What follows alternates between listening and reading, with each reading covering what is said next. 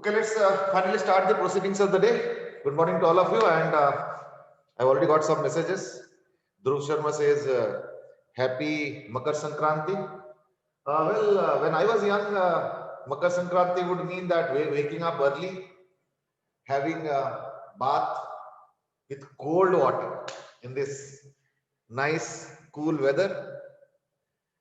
And then, however, comes the positive part. And because there were two negatives, I feel, maybe you will agree. One is that you have to wake up very early. Very early means it will be dark at that time.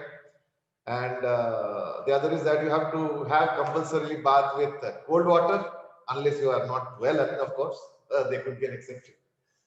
But that was the negative part, and the positive part would be that the house would be flooded with a lot of eatables. Uh, I mean, in Bengali, we call them as pitha. I don't know whether you know that or not. Maybe some of you know. I mean, so there are lots of pithas. I mean, means lots of varieties of foods. I mean, commonly called as pithas, and there are other items also. So that used to be the heydays of the early childhood. I mean, अब तो खैर वो traditions almost dying है. So I don't know whether that tradition is still there alive amongst you all or not.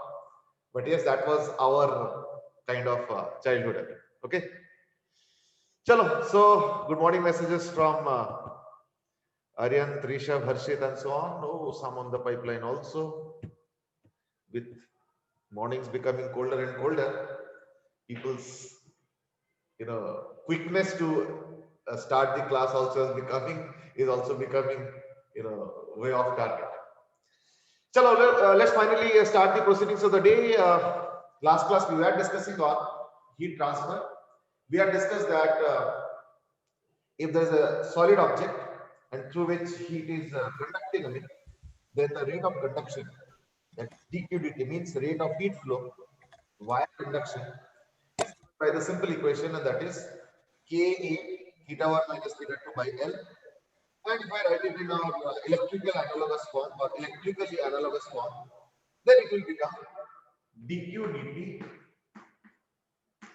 will be equal to theta 1 minus theta 2 upon L by Ka. Now that becomes the fundamental equation of conduction, but mind you, this is only at steady state. So this is at steady state.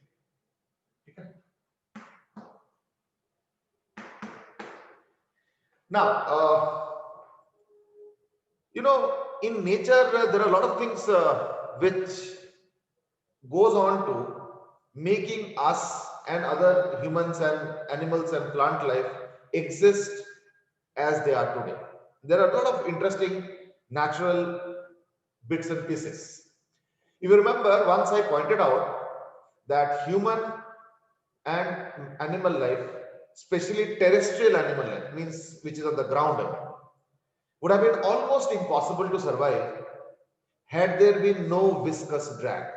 You remember, I gave an example that if hailstones are falling, they would all fall like a hail of fire or other fiery bullets if there is no resistive or dissipative or viscous drag.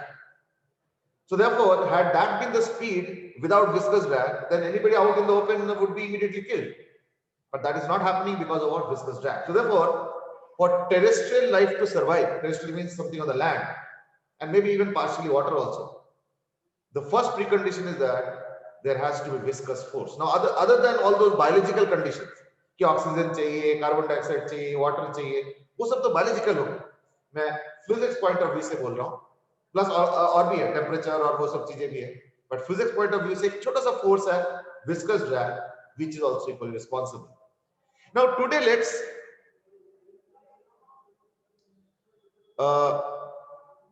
yeah, Krish, you are right. अभी just revise ही कर रहे हैं, तो just वो कहता है ना chit chat. So still in that chit chat mode. हाँ, तो जो मैं कह रहा था, today we are going to focus on aquatic life, especially in the harsh winter.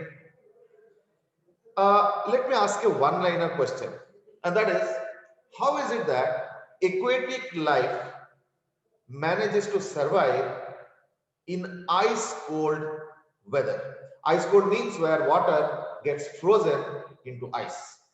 Now, it's a one-liner question. How does aquatic life manage to survive even when the temperatures dip to lower than 0 degree Celsius. Now, what would be the answer? Try to be brief in the answer. Dhruv says कि बर्फ के नीचे गर्म होता है, और गर्म भी होता है हॉट वाटर, फिर तो हमें बर्फ के नीचे चले जाना चाहिए ना नहाने के लिए, क्यों? Okay, Shreyashi says that only the top layers freeze. ठीक है, agreed. Krish says कि sir thick skin less heat loss. अच्छा, मतलब उनके चमड़े मोटे होते हैं. Okay. Aryan says living in bottom layers of sea, bottom layers of water. Okay. Deham says कि ice forms still a thickness only, while at the bottom it is only water. Okay. ठीक है. But you know what you are saying is the reality, is what we see. But I'm asking, what is the explanation for that? Let me give you the proper scientific reasoning. And it's not something that you don't know. Maybe that connection was not coming up, and that's why I'm not seeing that particular aspect in the answer. You know what? Let's do one thing. Suppose this is a lake. This is a lake. Okay, lake cross section area, and this is water. Okay, and there is a fish here. I mean, you might say, "इतना बड़ा fish है क्या?" I mean, ठीक है, just to draw it up.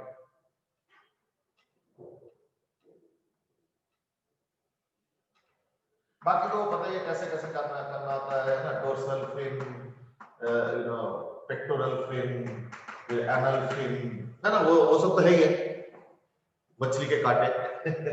Okay, you know what is the fundamental reasoning? The fundamental reasoning is like this. Let us assume that rho ice is greater than rho water. अगर rho ice greater than rho water होता, yani the main reasoning is, what you are saying is that ice is on the top, but that is the fundamental question. If you look at iron and water, and maybe there are a few more which I don't know, I mean, these are very exceptional cases. You know why? That's because these are out of millions of known substances around us. There might be few more exceptions, but I'm not aware of them, but there must be, I mean, because there are two, means there could be more also.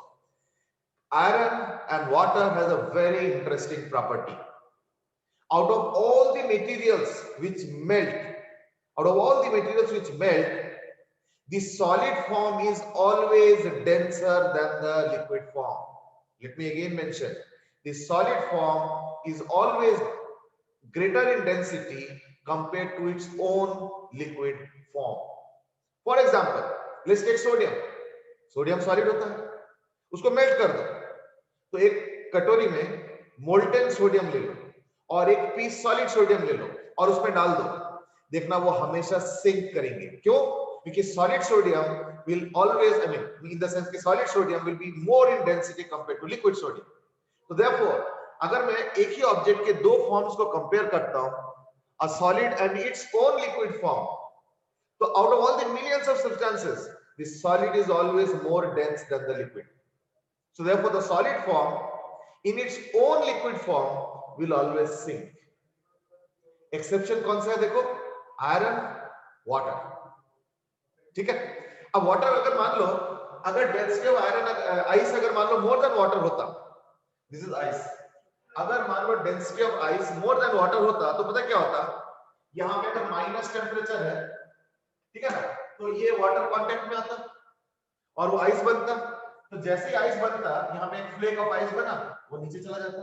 यहाँ पे ice बनता, वो नीचे चला जाता. यहाँ पे ice बनता, वो नीचे चला जाता. फिर क्या होता? Fresh water surface would be exposed to negative temperature. So another layer of ice will form, that will also sink. Small bits of ice will form, and that will all sink. तो फिर क्या होता? फिर नीचे से बर्फ जमना शुरू हो जाता. ऐसे में क्या हो जाता? थोड़े दिन बाद ये पूरा मछली को ऊपर आना पड़ता, क्योंकि वो नीचे से बर्फ जमना शुरू हो चुका है. तो ऐसे करके, तो यानी क्या, वो पूरा ऊपर चला जाता. और क्योंकि ये water layer always expose to negative temperature होता, तो वहां पे कंटिन्यूअसली फ्रीजिंग होता रहता और सब नीचे जाके सेटल करता. तो क्या होता? ये सारी मछलियां और भी जो एक्वेटिक लाइफ है, they would have been forced to come out, and at the end the entire lake would freeze and they cannot survive. So therefore, had rho ice been greater than rho water, then this is what would have happened. यानी मछली जो है दुखी,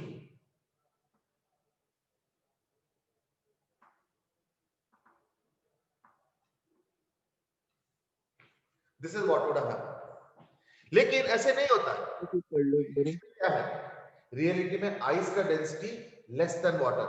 यानी क्या हो रहा है एक्चुअल में क्या है कि आइस का डेंसिटी लेस देन वाटर होने के कारण क्या होता है, जो आइस बनता है ना वो फ्लोट करता है। ये देखो ऐसे। Now interestingly, ice itself is cold. Cold means according to us. There is nothing called as cold or hot by itself. It's always a comparison. So according to us, because of the body temperature comparison, ice is cold, but interestingly, ice is a very poor conductor. यानी ice के through heat transfer बहुत बहुत कम होता है। तो क्या होता है, जैसे आइस का लेयर बनता है ना, तो नीचे का जो वाटर है वो 0 डिग्री सेल्सियस है, बाहर माइनस टेम्परेचर, नेगेटिव टेम्परेचर। लेकिन अब वाटर के बीच में और माइनस टेम्परेचर के बीच में एक आइस का लेयर आ गया, and ice is a very bad conductor. यानी अब जो हीट बाहर निकल रहा था ना वो बहुत स्लो डाउन हो जाएगा। इससे क्या होगा, आइस तो बनेगा, खैर आइस का लेयर तो बड़ा हो जाता है, मोटे हो जाते हैं, लेकिन जितना मोटा लेयर ऑफ आइस होगा ना उतना अंदर का वाटर नेगेटिव टेम्परेचर से एक्सपोज होना का जो रेट है that will be very much reduced. यानी एक सर्टेन लेयर ऑफ आइस बनेगा और वो प्रोसेस ऑफ आइस फॉर्मेशन बहुत ही स्लो हो जाएगा। इस वजह से क्या होता है, एक सर्टेन अमाउंट ऑफ आइस बन जाता है according to the seasonal temperature है, बट उसके बाद क्या होता है, आइस बनना ही ऑलमोस्ट बंद हो जाता है। तो नीचे का पूरा layer as it is water में रह जाता है, and that is why you see this is what we will see finally. यानी क्योंकि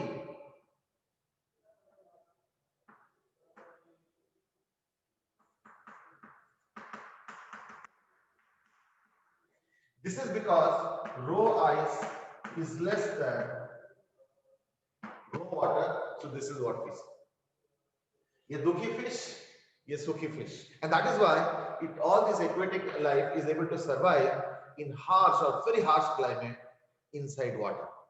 अच्छा, उसके बाद क्या होता है, जब आइस का लेयर मोटा हो जाता है तो तब तक पीक विंटर खत्म हो जाता है, उसके बाद फिर से समर आने लगता है तो वो आइस का लेयर क्या होता है, पतला होने लगता है और फाइनली पूरा मेल्ट हो जाता है, and then we are back to water only. That's like in the summer season.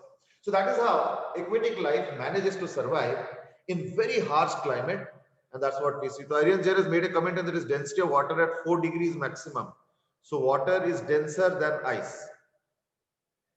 No, even 0 degree ice also, 0 degree water and 0 degree ice also, if you compare, there also if you look at ice is क्या बोलते हैं, less dense than water. ठीक है ना? So it's like that. That's why I said it exceptional है, और इस exception के वजह से एक्वेटिक लाइफ सरवाइव करता है। अदरवाइज क्या होता है, हर सीजन में विंटर में सारे एक्वेटिक लाइफ खत्म हो जाते हैं, फिर से दोबारा रिवाइव करते शायद, बट देन वो साइकिल बनता, कंटिन्यूटी नहीं रहता है नहीं। That's what. चलो anyway, let's look at the mathematics of this now. यानी देख रहे हो मैंने क्या बोला कि टेरेस्ट्रियल लाइफ के एग्जिस्टेंस के पीछे एक फिजिक्स का छोटा सा फोर्स है, और वो है viscous force. Sir aquatic life के पीछे रीजनिंग क्या है ना, आइस का डेंसिटी यानी सॉलिड फॉर्म का density interestingly is less than its own liquid form density. ये एक्सेप्शनल चीज है, आयरन और वाटर एक्सेप्शन है, maybe there are few more, at least I don't know, but I am sure there will be some more also. हां बोलो, क्या बोल रहे थे? You are asking something? Sir लिख रहा हूं। अच्छा टाइप कर, चलो ठीक। In the meanwhile let's start the mathematics of this. तो मैं एक काम करता हूं, सपोज ये एक लेक है और इस लेक का जो एरिया है वो सपोज ए, ये पूरे लेक का एरिया है, और मान लो इसमें आइस का एक लेयर बन चुका है, ठीक है, और लेटेंट हीट को एल ले लेना। Fine. Question is time taken to form a layer of thickness Z. Assume and outer temperature of average minus theta. ठीक है, ये बाहर का टेम्परेचर मान के चल रहा हूं मैं माइनस थीटा, और अंदर तो वाटर है तो वो तो 0 डिग्री सेल्सियस होगा, और कंडक्टिविटी जो कांस्टेंट है, थर्मल कंडक्टिविटी जो K है, वो आइस का सपोज गिवन है as K। So you have to find out, और डेंसिटी भी ले लो जो भी चाहिए। ठीक है, area of the lake is A। So to find out how much time will it take for the ice to become Z layer in thickness, और वो Z obviously बढ़ता जाएगा, है ना, तो Z बढ़ेगा, इनिशियली कुछ होगा फिर बढ़ता जाएगा एंड सो ऑन। या क्रिस की बहुत जगह तो हमेशा ठंड रहती है, फिर वहां तो मर जाती होगी aquatic life. As I said, for a particular temperature देखना जो है ना, जैसे मान लो हर जगह पे एक मैक्सिमम टेम्परेचर होता है, मिनिमम टेम्परेचर। तो जिस समय मिनिमम टेम्परेचर होता है ना, उस समय maximum layer of thickness of ice होता है, और मैक्सिमम टेम्परेचर में minimum layer of thickness of ice होता है जहां पे बहुत ज्यादा ठंड होता है। ठीक है ना, तो therefore mostly you will see that there is some layer of water which is still there below the ice cap। तो इसलिए वाटर, उस वाटर में जो है एक्वेटिक लाइफ सर्वाइव कर ही जाता है even when the climate is very harsh. That's point number 1। Point number 2 is that if you look at the Arctic मतलब नॉर्दर्न वाला और साउदर्न वाला, एंटार्क्टिका आल्सो या आर्टिक रीजन, वहां पे देखना क्या होता है, काफी मोटे लेयर ऑफ आइस है और वो लगभग इक्विलिब्रियम में है। क्यों? क्योंकि वो लेयर इतना मोटा हो चुका है, may be let's say 1 kilometre और समथिंग लाइक दैट, वो तो पूरा समुद्र में ओशन, आर्कटिक ओशन, तो पता चले 1 किलोमीटर का लेयर पता चले बर्फ है। अब उसके बाद हीट आना जाना ही लगभग समझ लो बंद है। क्यों? As I said, ice is very poor conductor. तो 1 किलोमीटर का अगर लेयर होगा तो ना हीट अंदर जा पा रहा है बिकॉज ऑफ सनलाइट, और ना ही बाहर आ पाता because of coldness. So therefore, more or less, there is a thick layer, let's say 1 kilometer, 1.5 kilometer, 500 meter, whatever it is. And below that there is the ocean. Ocean तो काफी depth वाला है, तो वहां तो सर्वाइव करते हैं। ठीक है ना? See, the problem is with small lakes in winter. Very very small lakes, very shallow lakes, उसमें प्रॉब्लम है, उसमें पूरा बर्फ जम जाता है, उसमें तो सब खत्म हो जाता है। That I will leave. चलो, anyway. Let's now start. Already answers आने लगे हैं. Deham has given an answer and even Arihant has given an answer. Let me start the discussion. यहाँ से हीट फ्लो हो रहा है, ठीक है? तो हीट फ्लो का रेट क्या होगा? तो we know that. तो हीट फ्लो का रेट होगा dq dt is equal to ka theta 1 minus theta 2. तो 0 minus theta, तो ये थीटा है ना? चलो फिर भी मैं पहली बार तो लिख ही लेता हूँ, theta 1 minus theta 2 by L। L बोलते क्या होगा? Z। Z is the layer or the thickness of the layer, है ना? This is ZL। तो यार, अच्छा dq को मैं क्या लिखूं? ना, ये जो dq निकल गया, इसकी वजह से क्या होगा? एक पतला सा लेयर बनेगा ठीक नीचे। तो let us call that layer as suppose dz। तो वो जो लेयर है इस dq निकलने की वजह से, let us call that as dz। तो वो जो dz लेयर है उसका वॉल्यूम क्या होगा? तो वॉल्यूम होगा a into dz।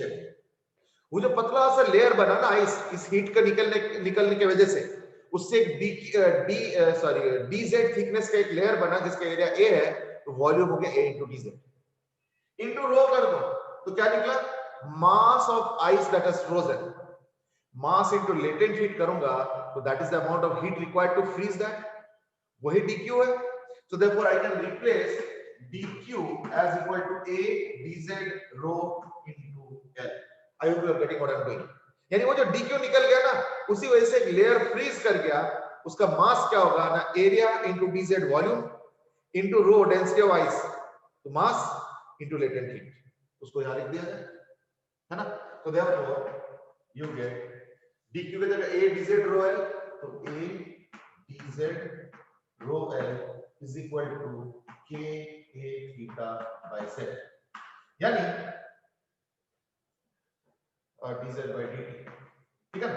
यानी ये तो कैंसिल, यानी रो L by k theta into dz z1 to z2 is equal to dt 0 to t।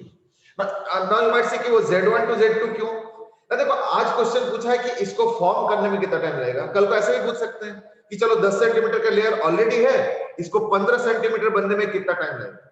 तो Z1 और Z2 पूछा गया, दिया गया, ऐसे भी पूछा जा सकता है। तो जनरलाइजिंग Z1 टू Z और ये Z इधर आएंगे यानी ZD से।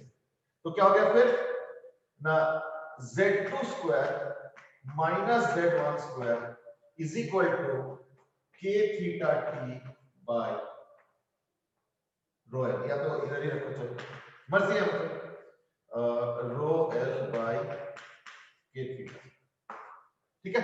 सो therefore I will be able to get the value of t from this equation, that's it.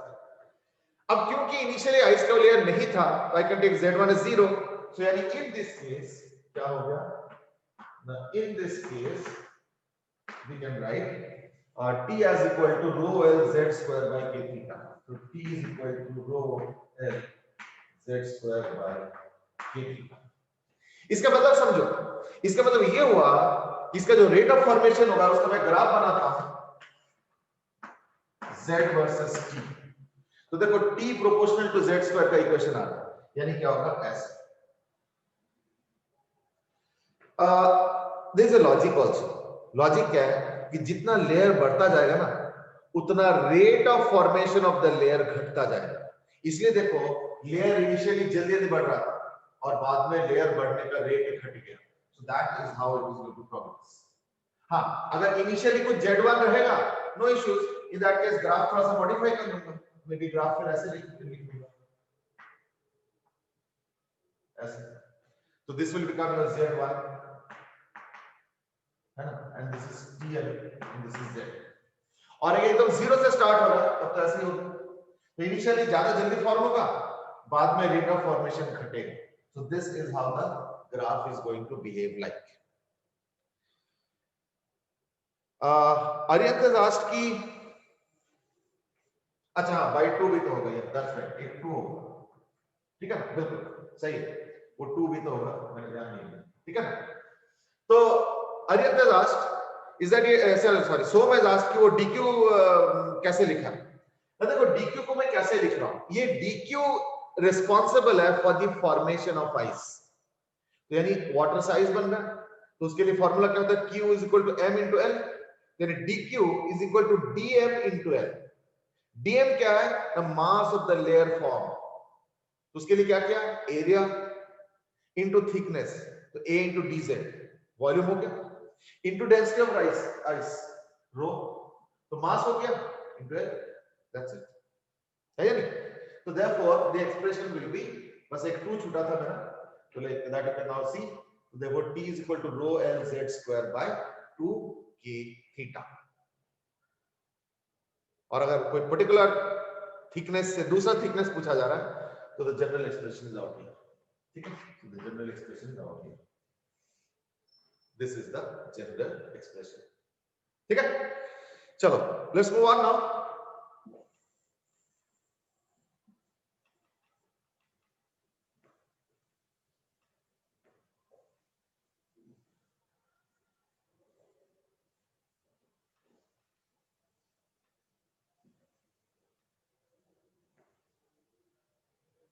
So sometimes there is physics, sometimes there is mathematics all around us. चलो, next is like this. Suppose there is a rod which is thermally insulated, and this end is maintained at a temperature of 4 theta. Okay. Initially there is something here. Okay. Assume that this is very thin and very highly conducting. इसका KAL दिया हुआ, and it's a very light rod. Very, चलो light rod. It's a rod which is connecting the two.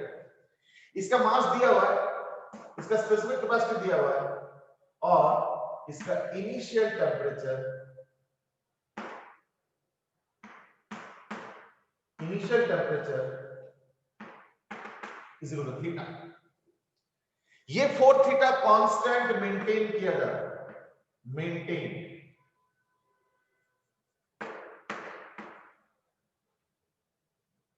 यानी ये and पे 4 theta temperature constant maintain किया जा रहा है और उस एंड पे एक ऑब्जेक्ट है, यहां से हीट ट्रांसफर हो रहा है और उस एंड पे ऑब्जेक्ट है जिसका मास m दिया हुआ है, स्पेसिफिक कैपेसिटी c दिया हुआ है और इनिशियल टेम्परेचर थीटा दिया हुआ है।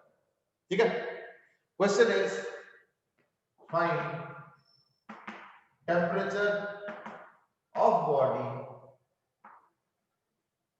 After time. Also draw a graph of temperature versus time। Theta और टी का ग्राफ भी बनाना।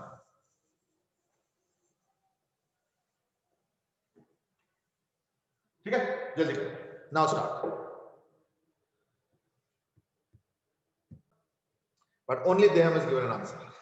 So that is also another part of the story. Let me put it like this, that let us say the temperature of this is suppose something like एक काम करें इसको ना 4 theta not और theta naught लिख देते हैं। क्यों? Just to distinguish between variable temperature theta and theta naught initial temperature and 4 theta. So let us say after some time the temperature is theta.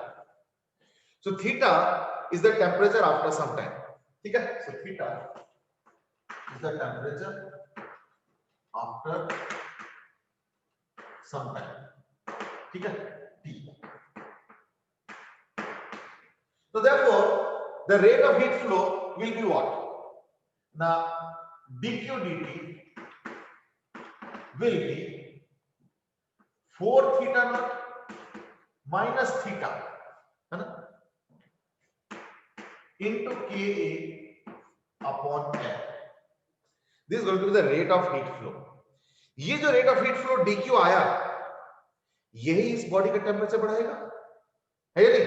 तो पिछले बार मैंने dq को लिखा था m into L, इस बार क्या लिखूंगा? m c d theta.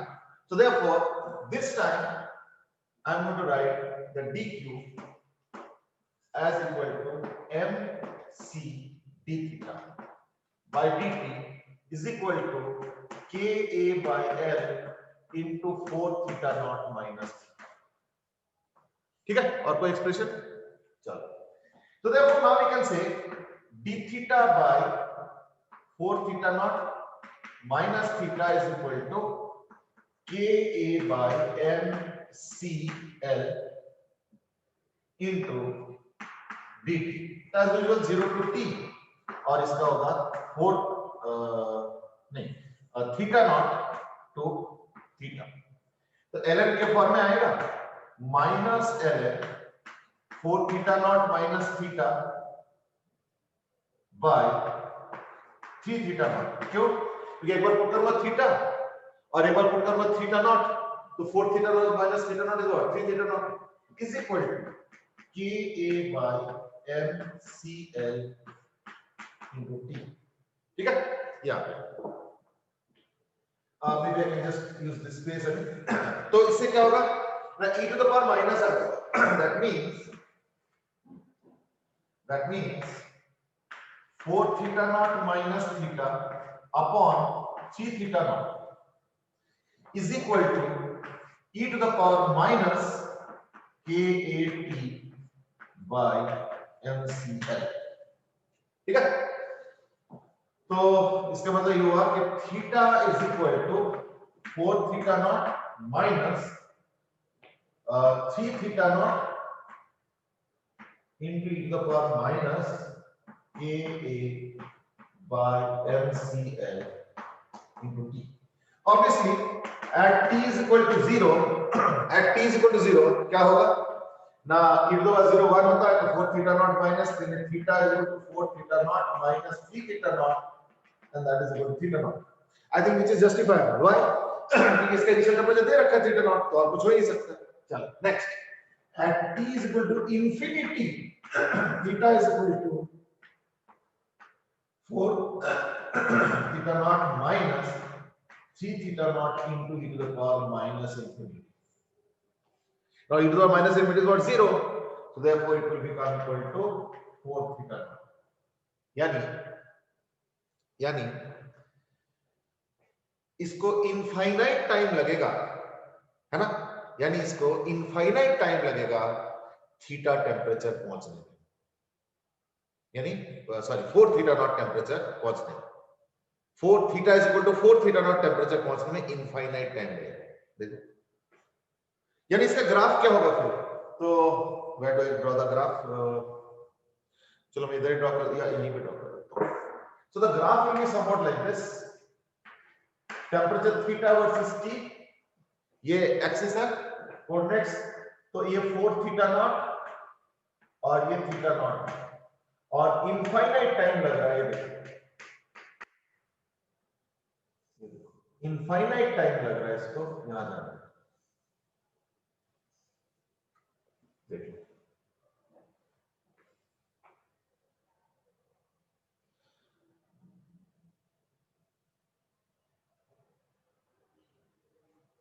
अच्छा अच्छा, okay, some people have sent an answer and then some people have sent a rejoinder also, कुछ कुछ आंसर आए हैं, देहम के, ओम के, सोम के भी आए हैं। तो देहम से इसकी सिली मिस्टेक कर दिया है, ओम से इसकी जो मैंने आंसर भेजा है 4 थीटा और थीटा के अकॉर्डिंग था। हाँ ठीक है, दैट्स ओके, नो प्रॉब्लम, ठीक है ना। लिमिट जो जाएगी थीटा वाली, मैं वो समझ नहीं आया। थीटा वाला तो देखो, इसका देखो पहली बात तो वेरिएबल किसका है? इसका नहीं है, इसका नहीं है वेरिएबल, वेरिएबल वहां पे है, उसका इनिशियल टेम्परेचर थीटा नॉट है, इनिशियल टेम्परेचर। यानी लिमिट्स क्या होगा ना, इनिशियल थीटा नॉट और कुछ टाइम टी के बाद ना, टी क्यों? क्योंकि ये तो देखो 0 टू टी दिया, तो टी टाइम बाद जो उसका लिमिट होगा वो है theta, which is the temperature after time T. ये देखो लिया है, टेम्परेचर आफ्टर से सम टाइम टी। ये सब फिट हो रहा है according to the scheme of things अभी, एंड अकॉर्डिंगली देख लो। तो therefore now you get the temperature variation graph. देखो वैसे मैं एक चीज बताऊं, अब मैं लॉजिकली बताऊंगा तो तुम बोलोगे हाँ ये तो बहुत इजी चीज था।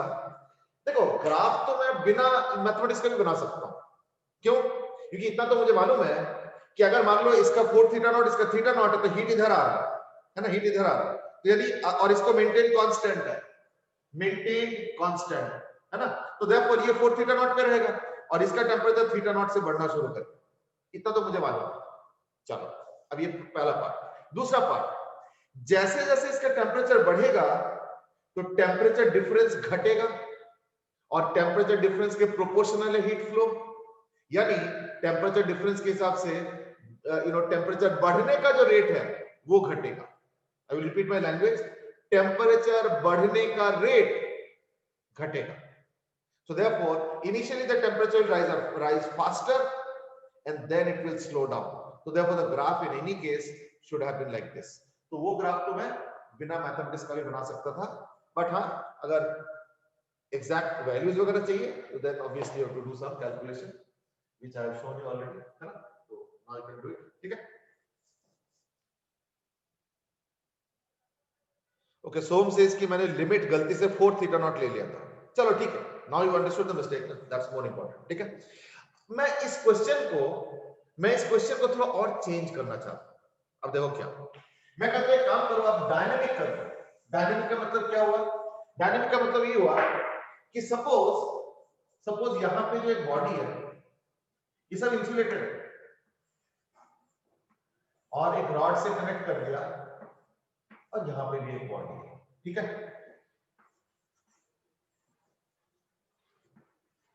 ये सब थर्मली इंसुलेट कर दिया सो दैट हीट इधर उधर ना जाए। इसका है 3m 3c 3 थीटा नॉट, इसका है m c थीटा नॉट, ये स्पेसिफिकेशंस गिवन, और इसका एल्टीट्यूड गिवन है l k and a। I think that's good enough. हाँ, question is find out the temperature of each after time t. So question is find temperature of each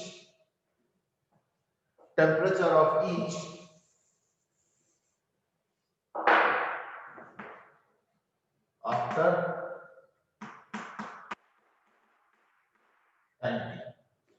तो obviously इसका 4 theta है, नहीं sir 3 theta not है और इसका theta naught है, तो ये ऐसे होगा till an equilibrium is reached, जब दोनों के टेम्परेचर बराबर हो जाएंगे।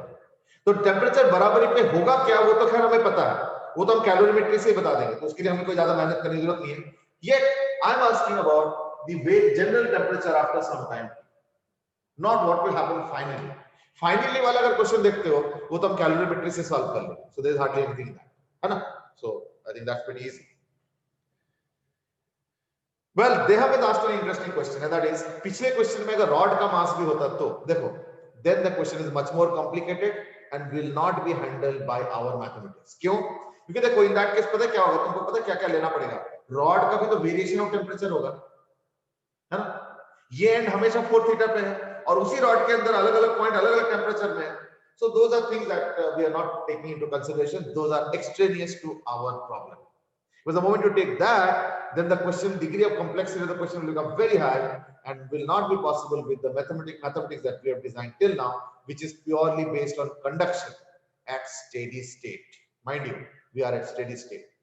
However, we are approximately using the steady state equation for a non-steady state situation. ये ध्यान रखना, ठीक है ना? ये चीज है। चलो, go ahead with the question and try to find out the temperature of each after time t. ठीक है? Go ahead.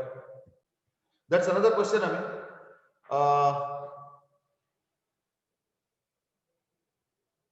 in fact, Ohm has also asked a similar question, and that is, sir, rod के temperature को क्यों नहीं लेते हम लोग? ठीक है? That's question number 1 from Ohm. देहम का जो क्वेश्चन था वो सिमिलर टू ओम्स है, ओम के क्वेश्चन है तो ऑलमोस्ट सिमिलर है, बट फिर मैं एक बार और बताऊंगा। और सोम हैज आस्क्ड कि अगर 4 थीटा को कांस्टेंट नहीं करते तो क्या होगा? देखो 4 थीटा अगर कांस्टेंट नहीं होगा तो क्या होगा, उसी के जैसे क्वेश्चन तो ये होगा, यहाँ पे 3 थीटा नॉट कांस्टेंट थोड़ी रहेगा। So therefore I think I have almost answered your question through another question. तो क्या होगा वो देखते हैं।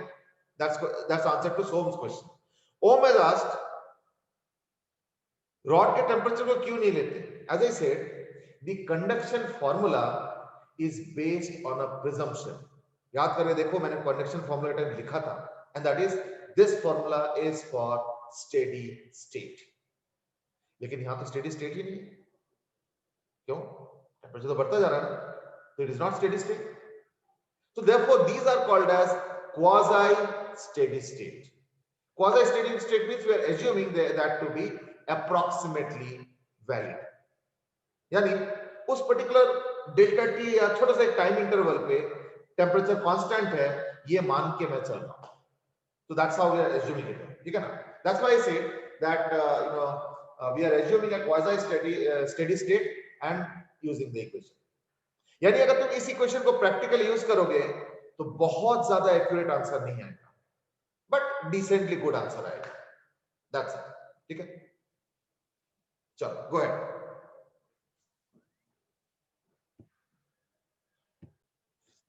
एक्चुअली देखो, हम लोग ना धीरे धीरे प्रोग्रेस कर रहे हैं।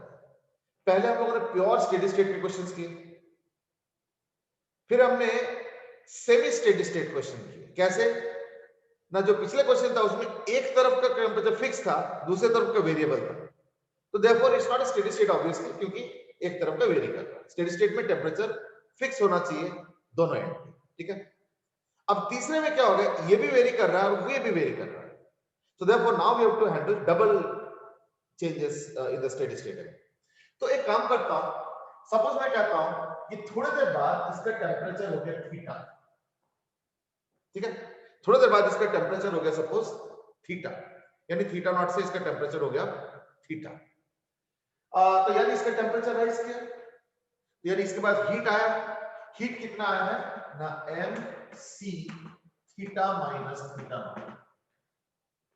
तो इन दैट केस इसका टेम्परेचर भी कुछ बनेगा, तो लेट अस से 3 थीटा नॉट से इसका टेम्परेचर हो गया suppose theta dash.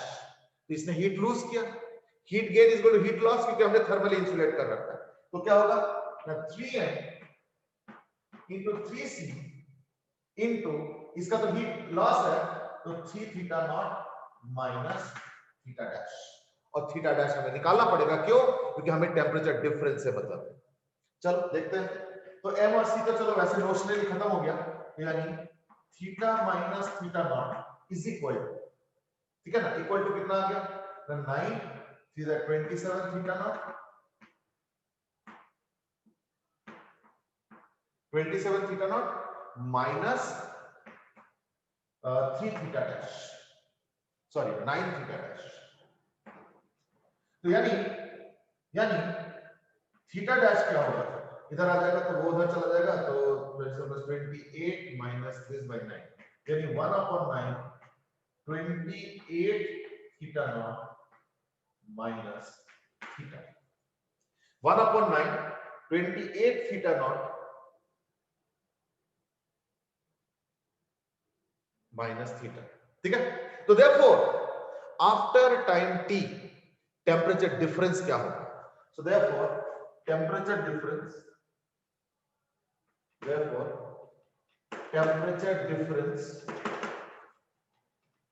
After time t क्या हो जाएगा ना, इसका टेम्परेचर तो ये है और उसका वो है, तो यानी 1/9 28 थीटा नॉट माइनस थीटा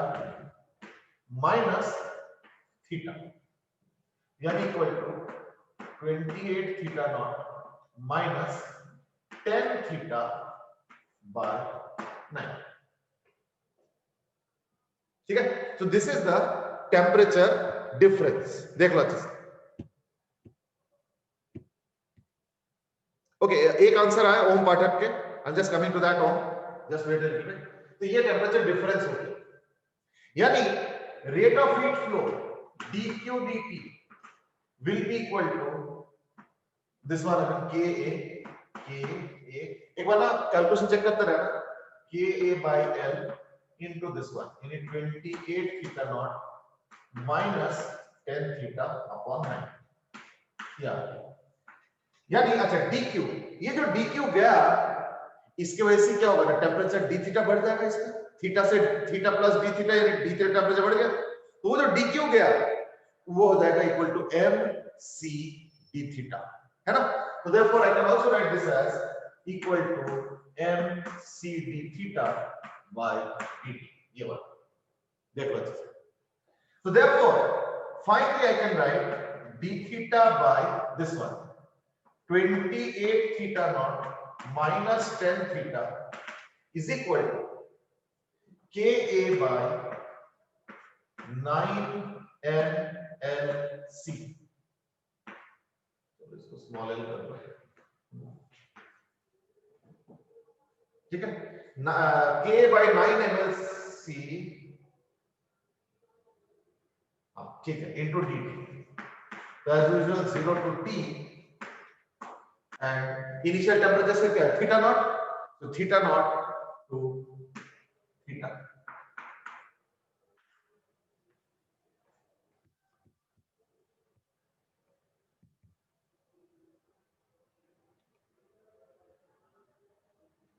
अपना में आर यू देयर नाउ, अपना में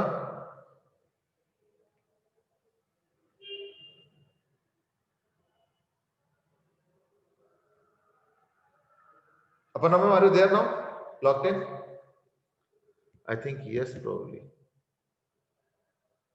Okay, but maybe in silent mode. चलो कोई बात नहीं, तो लाइक ये आ जाएगा, यानी अब मैं लिख सकता हूँ -1/10, और is it that my sound is low, देखता हूँ जरा, नहीं मेरे तो साउंड फुल है। चलो तो -1/10 ln 28 theta naught minus 10 theta, है ना, with of course theta naught and theta, ठीक है, will be equal to this ka by 9 mlc into t, बस I think now it's okay.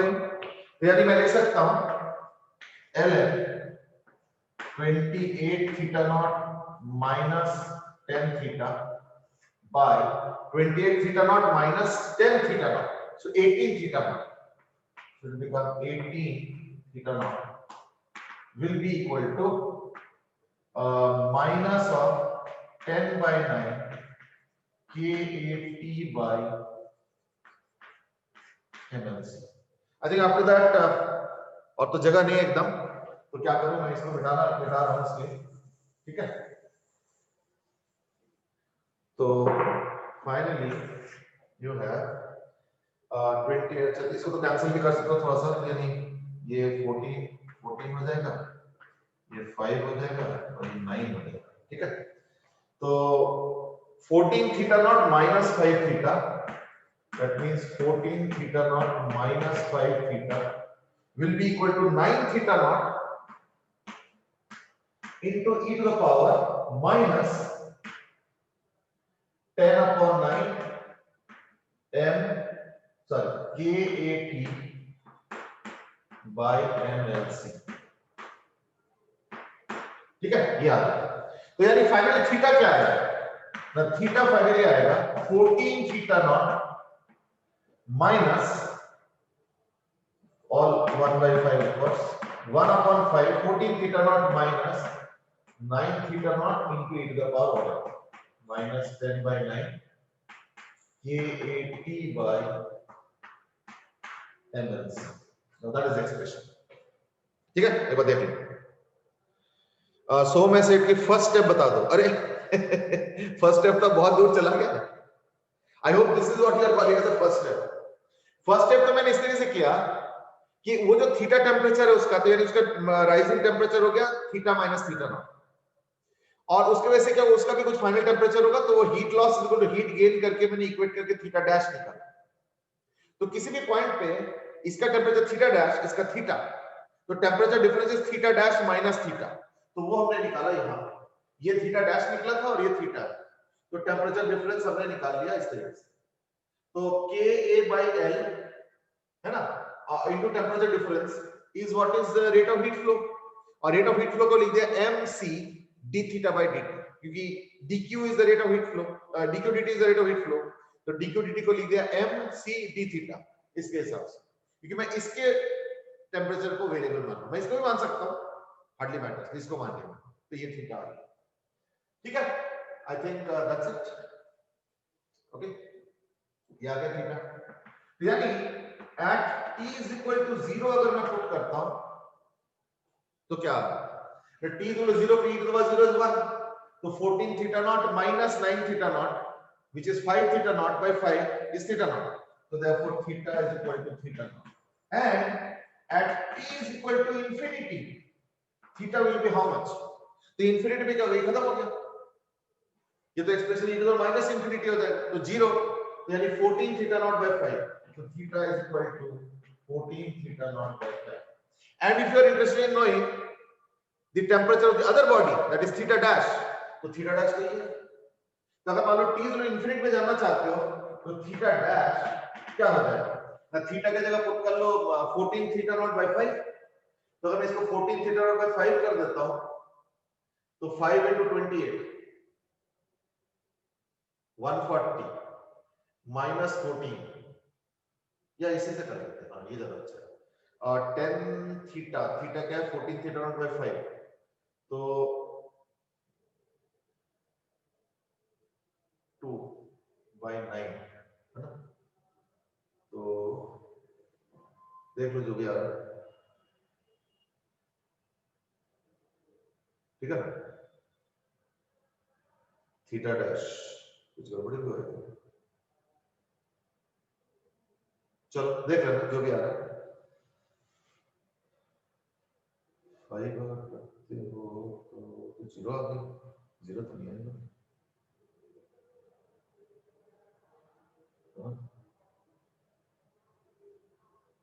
चलो देख लेना। Now the expression that you getting is this one. अच्छा, अगर मैं एक चीज और कर सकता हूं इज दैट कि अच्छा हाँ, तो थीटा डैश का तो पहले वाला टर्म है, डिफरेंस है, ये तो 0 आएगा, ये तो ठीक है। ये काम करता हूं ना, फाइनल टेम्परेचर निकाल ले तो इससे कि अच्छा फाइनल टेम्परेचर तो यही सेम ही होगा ना, थीटा डैश भी सेम ही होगा, मैं तो जनरल सोच रहा था, हाँ ठीक है ठीक है, वो तो ऑब्वियसली क्योंकि क्या हो गया ना कि ये ऐसे हो गया, तो जिस समय टेम्परेचर बराबर हो गया तो रुक जाएगा और वो इंफिनिटी टाइम पे होगा। अच्छा एक चीज और भी है, theta is equal to t is infinity पे जब थीटा 14 थीटा नॉट बाय 5 है तो उस समय टेम्परेचर डिफरेंस, मैं गलती से टेम्परेचर सोच रहा था, चल कोई नहीं, टेम्परेचर डिफरेंस क्या होगा 28 theta naught minus 10 theta, theta का जगह 14 थीटा नॉट बाय 5 पुट करो तो क्या आएगा, 14 थीटा नॉट बाय 5 पुट करो तो 28 थीटा नॉट आएगा, तो टेम्परेचर डिफरेंस क्या आ रहा है, 0 आ रहा है, which is supposed to be. तो यानी ओम सेज कि 28 थीटा नॉट माइनस 10 थीटा वाले एक्सप्रेशन में 28 थीटा माइनस 10 थीटा कर दिया और आंसर इतना सिंपल आ गया। ठीक है, चलो कोई बात नहीं, doesn't matter.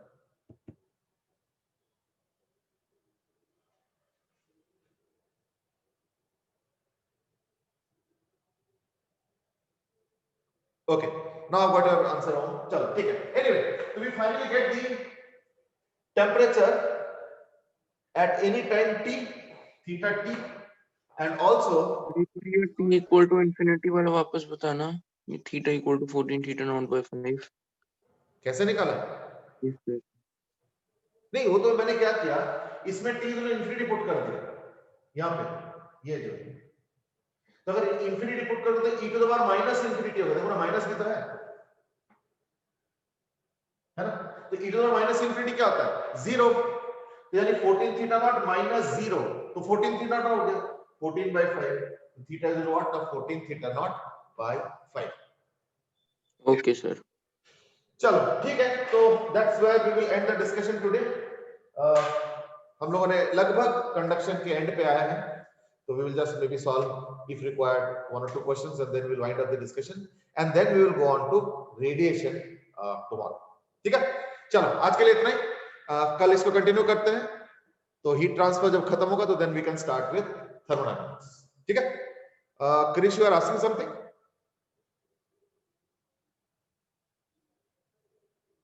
Krish, oh okay, now Krish has asked an important question, so let me answer that first, and that is annual के बेस पर 12th में क्या डिसाइड होगा। अब सुन लो, पहली बात तो ये जो दो एनुअल एग्जाम्स हो रहा है ना, एक प्री एनुअल और एक एनुअल, उसमें मैं थोड़ा सा बताना चाहूंगा इज दैट 12th में डिसाइड होगा इससे एनुअल के, देखो I mean based on the overall performance, not only annual, on the overall performance. वो जो बैच वाला शिफ्टिंग विफ्टिंग होता है तो वो शायद करें, आई डोंट करेंगे या नहीं करेंगे, that's management decision, I don't want to interfere in that. ठीक है, Ariyant has asked ki some questions I have sent, please check them। मैंने अभी क्लास के ठीक पहले एक बार खोला था तो मैंने देखा कि एक दो क्वेश्चन थे which is pretty direct and straightforward, तो मैं उसका आंसर करता हूँ। ठीक है ना, मैं ऐसे हिंट दे दूंगा, शायद हो जाएगा ऐसे। वेल, Krish has asked कि क्या सेक्शन डिसाइड होता है एनुअल से? सिर्फ एनुअल से नहीं होगा, एक ओवरऑल पर्सपेक्टिव भी देखा जाएगा, it's not based on annual only, but yes it also will play some role. ठीक है, बट एनीवे उसके लिए इतना मत सोचो, what you now focus is your preparation, ये शिफ्टिंग विफ्टिंग इतना मत सोचो। ठीक है, चलो आज के लिए इतना ही, कल कंटिन्यू करते हैं। ठीक है, चलो, have a good day. Thank you sir. Thank you, have a good day. Thank you sir. Thank you.